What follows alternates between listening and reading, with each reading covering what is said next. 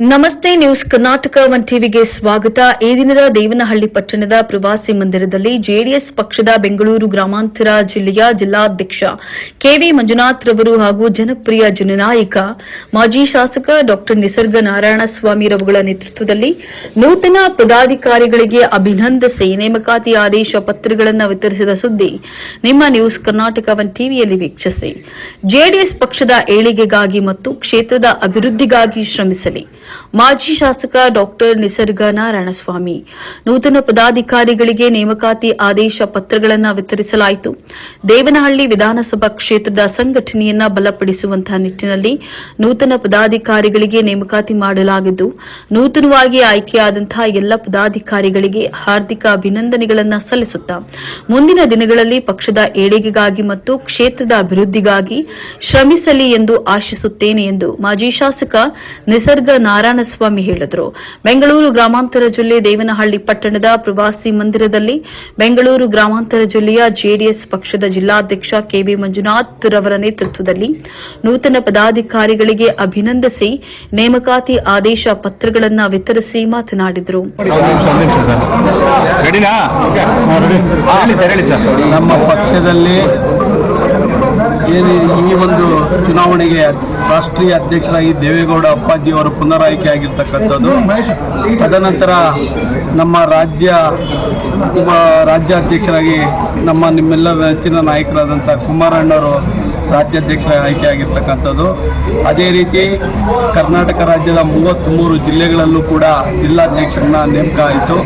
ಅದಾದ ನಂತರ ದೇವನಹಳ್ಳಿ ಇಡೀ ರಾಜ್ಯದಲ್ಲಿರ್ತಕ್ಕಂಥ ಎಲ್ಲ ತಾಲೂಕುಗಳಲ್ಲಿ ಏನು ದಿನಾಂಕ ಈ ತಿಂಗಳು 30ನೇ ತಾರೀಕು ಒಳಗಡೆ ಎಲ್ಲ ತಾಲೂಕು ಅಧ್ಯಕ್ಷರುಗಳನ್ನು ಪ್ರಕ್ರಿಯೆ ಆಯ್ಕೆ ಮಾಡಿ ಒಂದು ಪಕ್ಷದ ನಮ್ಮ ವರಿಷ್ಠರಿಗೆ ತಿಳಿಸಬೇಕಾಗಿತ್ತು.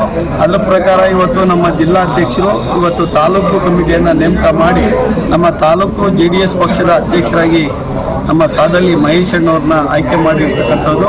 ಮತ್ತು ನಮ್ಮ ಪಕ್ಷದ ಕಾರ್ಯಾಧ್ಯಕ್ಷರಾಗಿ ನಮ್ಮ ಮುಟ್ಟಳ್ಳಿ ರವಿ ಅಣ್ಣವ್ರನ್ನ ಆಯ್ಕೆ ಮಾಡಿರ್ತಕ್ಕಂಥದ್ದು. ಮತ್ತು ನಮ್ಮ ಇದು ಪಕ್ಷದ ಪ್ರಧಾನ ಕಾರ್ಯದರ್ಶಿಯಾಗಿ ನಮ್ಮ ಮನೋಹರು, ಮತ್ತು ಉಪಾಧ್ಯಕ್ಷರುಗಳಾಗಿ ನಮ್ಮ ವೆಂಕಟೇಶ್ ಅವರು ಮತ್ತು ಶಿವಣ್ಣವರು, ಮತ್ತು ಕಾರ್ಯದರ್ಶಿಯಾಗಿ ನಮ್ಮ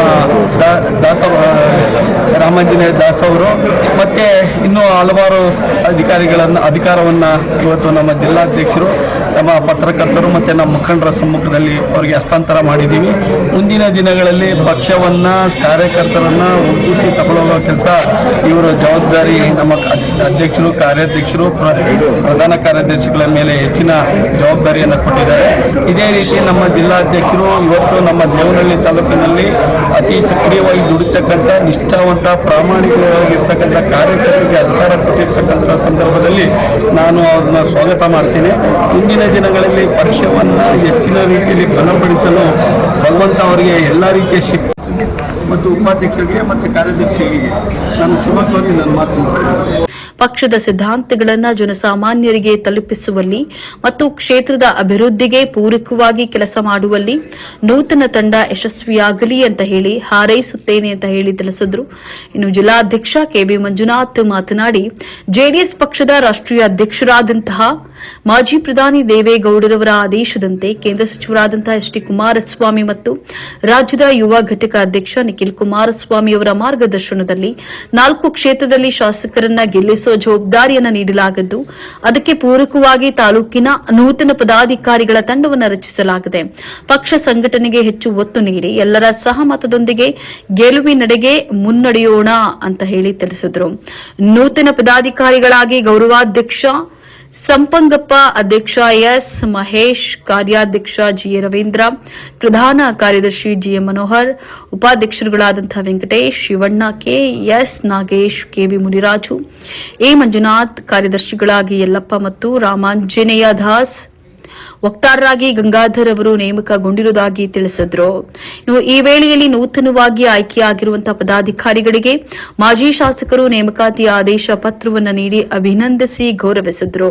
ಇದೇ ಸಂದರ್ಭದಲ್ಲಿ ಮಾಜಿ ಶಾಸಕರಾದಂತಹ ನಿಸರ್ಗ ನಾರಾಯಣಸ್ವಾಮಿ, ಜಿಲ್ಲಾಧ್ಯಕ್ಷ ಕೆವಿ ಮಂಜುನಾಥ್, ಬೆಮೂಲ್ ಮಾಜಿ ನಿರ್ದೇಶಕರಾದಂತಹ ದಂಡಿಗಾನಹಳ್ಳಿ ನಾರಾಯಣಸ್ವಾಮಿ, ಯುವ ಘಟಕದ ಅಧ್ಯಕ್ಷ ಹೊಸಳ್ಳಿ ಟಿ ರವಿ, ಯುವ ಮುಖಂಡ ಗೋಪಿ, ಮುಖಂಡರುಗಳಾದಂತಹ ನಾರಾಯಣಸ್ವಾಮಿ, ಮುನಿಯಪ್ಪ, ವೆಂಕಟೇಶ್, ಚಿಕ್ಕನಹಳ್ಳಿ ಸುಬ್ಬಣ್ಣ, ಹನುಮಂತಪ್ಪ, ಗಂಗಾಧರ್, ಯತ್ತಿಗಾನಹಳ್ಳಿ ಶಿವಣ್ಣ ಸೇರಿದಂತೆ ನೂತನ ಪದಾಧಿಕಾರಿಗಳು ಮತ್ತು ಕಾರ್ಯಕರ್ತರು ಭಾಗಿಯಾಗಿದ್ದರು. ನ್ಯೂಸ್ ಕರ್ನಾಟಕ 1 ಟಿವಿ ಸಂಪಾದಕರು, ಬೆಂಗಳೂರು ಗ್ರಾಮಾಂತರ ಜಿಲ್ಲಾ ವರದಿ ಸೀತಾರಾಮ್.